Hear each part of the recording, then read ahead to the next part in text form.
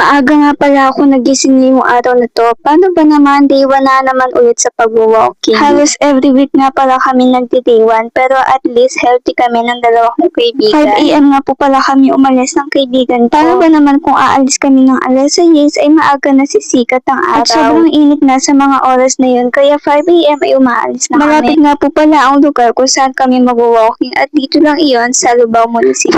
5:30 na nga ayun dito na kami sa Lubao Munisipyo at kita nyo naman dyan ay maliwanag na. At namang 6:40 na ipinuntahan ko nga pala ang papa ko dito sa Chowking ng Lubao. Dahil nga may mahalagang bagay akong kailangan kunin sa papa ko. Around 7 AM ayan dito na ako sa bahay at ayan mag-isa na ako dito. Nilagay ko na pala ang sapatos ko dito and after that ay nag-outfit check na ako. At syempre maglalaro ng ganda-gandahan. After ko magpahinga ng mga ilang minuto ayan dito na ako sa kusina para maghanda ng aming agahan. Dahil nga may dalang pagkain ng ate ko kagabi ay ayun na lang ang iinit ko at iluluto natin ngayong araw na to. Kaya halina samahan niyo akong magluto. Ano, tara. Ang lulutuin ko nga pala ay adobong manok at baboy. Nagtrabaho nga pala ang mama ko sa mga oras na to kaya ako na ang humako sa pagluluto dahil iniinit lang naman ang ulam na dala ng ate ko. Nilagay ko na sa plato. Wow, pin. Ngayon naman ay magluluto tayo ng sinangag na kanin. Niready ko na nga mga bawang at ngayon hinihiwa ko na siya para maging maliit. Naglagay na ako ng mantika at nilagay ko na rin dito ang bawang. Hahaluin natin hanggang sa mag-golden brown ang garlic. And after that, nilagay ko na pala yung kanin lamig dito at syempre hahaluin natin hanggang sa maging masarap siya. At syempre huwag kakalimutan ng asin para sa pampalasa. After ko magluto ay kumuha na ako ng pinggan at nilagay ko na yung sanag kakanin ko. Fast forward na nga mga day pagkatapos ko kumain ay naghugas na ako ng pinggan. Dahil tayong kumain, syempre tayo din yung maghuhugas ng mga pinagkalatan natin. At syempre isasali din natin yung holderong ginamit ko din kanina. And of course, pagkatapos natin maghugas ng pinggan ay lilinisin naman natin yung lababo ngayon. Syempre nagamit na natin siya guys. At pagkatapos ay pupunasan na natin yung lababo. Fast forward na nga mga day na mag 10 AM na ay aalis nga pala ako ngayong araw na to. Paano ba naman meron nag-invite sa atin na pumunta sa birthday ng kanyang papa? At dahil bakasyon ngayon at wala naman akong ginagawa ngayong araw na to, bakit hindi tayo pumunta doon? Kaya halina't samahan niyo akong mag-get ready immediately with me. Let's go! So sa mga oras na to ay nag-aayos na ako dahil nga mamayang 12 ay aalis na tayo at pupunta na tayo sa lugar or sa bahay nila. And after that, this is my final look. Tada!